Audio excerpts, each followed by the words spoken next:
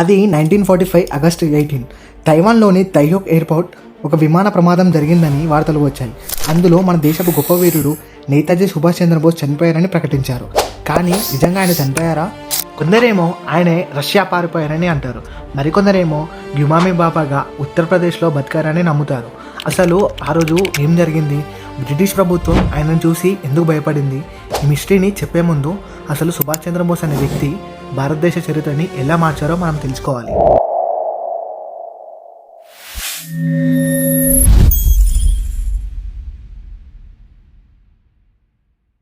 ఒడిశాలోని కటక్ నగరం 1897 జనవరి 9న జానకీనాథ్ బోస్ ప్రభావతి దేవి దంపతులకు బాలుడు జన్మించాడు.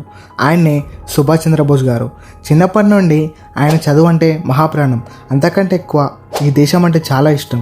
స్కూల్లో ఉన్నప్పుడే తన గురువుగారు చెప్పిన మాటలు ఆయన గుండెల్లో బలంగా నాటుకుపోయాయి. అన్యాయం సహించడమే అన్నిటికంటే పెద్ద నేరమని గ్రహించాడు. సుభాష్ చంద్రబోస్ గారు పుట్టుకతోనే ఒక లీడర్. ఆయన ఎంత తెలివైన వారంటే బ్రిటిష్ వారి అత్యున్నతమైన ఐసీఎస్ పరీక్షలో 4వ ర్యాంక్ సాధించారు. కానీ బానిసత్వంతో చేసే ఉద్యోగం నాకొద్దని ఆ పదవిని గడ్డిపోచేలా విసిరేశారు. గాంధీ గారితో కలిసి ప్రయాణం మొదలుపెట్టిన గాంధీగారి అహింస మార్గం చంద్రబోస్ గారికి అసలు నచ్చలేదు. శత్రువు కత్తిపడితే మనము కత్తిపట్టి యుద్ధం చేయాలి అనేదే ఆయన సిద్ధాంతం. అందుకే కాంగ్రెస్ ప్రెసిడెంట్గా గెలిచినా కూడా తన దారి వేరని బయటికి వచ్చేశారు. ఇక్కడే అసలైన ట్విస్ట్ ఉంది. 1941లో బ్రిటిష్ పోలీసులు ఆయనని హౌస్ అరెస్ట్ చేశారు. ఇల్లంతా పోలీసులు చుట్టుముట్టారు. కానీ సుభాష్ చంద్రబోస్ గారి తెలివి ముందు బ్రిటిష్ నిఘా ఓడిపోయింది. ఒక అర్ధరాత్రి గడ్డం పెంచుకొని ఒక ఇన్సూరెన్స్ ఏజెంట్ల మారువేషంలో కోల్కతా నుండి పారిపోయారు. అక్కడి నుండి శేషావర్, కబుల్, రష్యా మీదుగా ఏకంగా జర్మనీ చేరుకున్నారు. శత్రువుకి శత్రువు మనకు మిత్రుడు అనే చాణక్య నీతిని వాడి బ్రిటిష్ వారిని దెబ్బకొట్టడానికి హిట్లర్ మరియు జపాన్ సహాయం కొరకు ఒంటరిగా దేశం దాటి ప్రపంచ నాయకులను ఒప్పించడం అంటే మాటలు కాదు. జపాన్ సహాయంతో సింగపూర్లో ఆజాద్ హింద్ ఫౌజ్, ఇండియన్ నేషనల్ ఆర్మీని బలోపేతం చేశారు. ఇందులో కేవలం మగవారే కాదు, ఝాన్సీ లక్ష్మీబాయి రెజిమెంట్ పేరుతో మహిళా సైన్యాన్ని కూడా తయారు చేశారు. అప్పుడే ఆయన ఇచ్చిన నినాదం భారతీయుల రక్తాన్ని మరిగించింది. నాకు రక్తాన్ని ఇవ్వండి, నేను మీకు స్వతంత్రాన్ని ఇస్తాను. తుమ్ ముజే ఖౌన్ దో, మే తుమ్హి ఆజాదీ దూంగా. బ్రిటిష్ ఆర్మీలో భారతీయ సిపాయిలు కూడా చంద్రబోస్ గారి పిలుపు విని ఆయుధాలు కింద పడేసి జై హింద్ అంటూ ఆయనతో చేరిపోయారు. ఆయన ఆర్మీ చలో ఢిల్లీ అంటూ అండమాన్ నికోబార్ దీవులను జయించి అక్కడ మొట్టమొదటిసారి మన జెండాని ఎగురవేశారు. చాలామందికి తెలియని నిజం ఏంటంటే మనకు స్వతంత్రం కేవలం చర్చల వల్ల రాలేదు.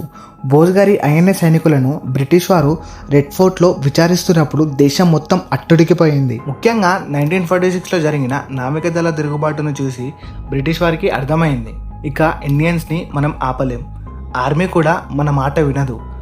అందుకే హడావిడిగా దేశాన్ని వదిలి వెళ్ళిపోయారు. అప్పటి ప్రైమ్ మినిస్టర్ క్లెమెంటన్ అట్లీ గారు సుభాష్ చంద్రబోస్ గారి గురించి ఒక మాట చెప్పారు. రవి అస్తమించిన మా బ్రిటిష్ సామ్రాజ్యం గాంధీ గారి అహింసకు కరగలేదు, కానీ ఆ ఒక్కడు సుభాష్ చంద్రబోస్ రాజేసిన తిరుగుబాటు అనే నిప్పుకి భస్మమైపోయింది. మా సైన్యమే మాకు ఎదురు తిరిగేలా చేసిన ఆ నేతాజీ భయమే మమ్మల్ని ఈ దేశం వదిలి పారిపోయేలా చేసింది. ఒకవేళ సుభాష్ చంద్రబోస్ గారు ఈ దేశానికి రాకపోయి ఉంటే ఈ దేశానికి స్వతంత్రం అసలు వచ్చేదే కాదు అని కూడా చెప్పారు. మన దేశం కోసం ఎంత చేసిన సుభాష్ చంద్రబోస్ గారు ఎలా చనిపోయారో ఇప్పటివరకు ఎవ్వరికీ తెలియదు. ఇది మన దురదృష్టం అనే చెప్పుకోవాలి. అయినా ఆయన చావు వెనుకల కొన్ని సిద్ధాంతాలు పుట్టుకొచ్చాయి. అధికారిక నివేదికల ప్రకారం 1945 ఆగస్టు 18న తైవాన్లో తైహోక్ విమానాశ్రయం నుండి టోక్యోకి వెళ్తుండగా ఆయన ప్రయాణిస్తున్న విమానం కూలిపోయింది. ఈ ప్రమాదంలో ఆయన తీవ్రంగా గాయపడి ఆసుపత్రి చికిత్స పొందుతూ మరణించారని జపాన్ ప్రభుత్వం ప్రకటించింది. ఆయన అస్థికలను జపాన్లో రికోంజి ఆలయంలో భద్రపరిచారని చెబుతున్నారు. చాలామంది భారతీయులు మరియు పరిశోధకులు విమాన ప్రమాద సిద్ధాన్ని అస్సలు నమ్మరు. సుభాష్ చంద్రబోస్ గారు మరణించలేదని, ఆయన ఉత్తరప్రదేశ్లో ఫైజాబాద్లో గుమామి బాబా అనే సాధువు వేషంలో 1985 వరకు రహస్య జీవితం గడిపారని ఒక బలమైన వాదన ఉంది.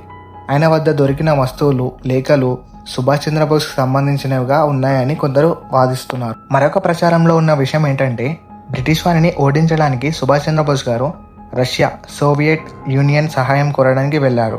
అక్కడ ఆయన సోవియట్ ప్రభుత్వం బంధించిందని, అక్కడే ఆయన మరణించారని కొందరు చిత్రకారులు భావిస్తున్నారు.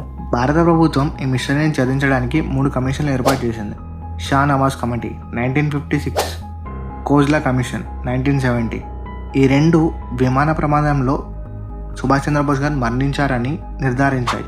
ముఖర్జీ కమిషన్ 1999లో జస్టిస్ ముఖర్జీ కమిషన్ మాత్రం ఈ సిద్ధాంతాన్ని తోసిపుచ్చింది. రేకోంజీ ఆలయంలో ఉన్న అస్థికలు సుభాష్ చంద్రబోస్కి కావని తేల్చి చెప్పింది. అయితే అప్పటి ప్రభుత్వం ఈ నివేదికను తిరస్కరించింది. ఆయన మరణం ఇప్పటి వరకు ఒక మిస్టరీనే కావచ్చు, కానీ ఆయన జీవితం ఒక చరిత్ర. ధైర్యానికి మారుపేరు నేతాజీ. ఆయన కలలు కన్నా ఆత్మనిర్భర్ భారతదేశంగా మనం అడుగులు వేయడమే మనం ఆయనకిచ్చే నిజమైన నివాళి. జనవరి 23 ఈరోజు కేవలం ఒక తేదీ కాదు, అది భారతదేశపు పౌరుషం ఊపిరి పోసుకున్న రోజు. బ్రిటిష్ సామ్రాజ్యాన్ని గడగడలాడించిన ఆ బెంగాల్ టైగర్ మన నేతాజీ సుభాష్ చంద్రబోస్ పుట్టినరోజు.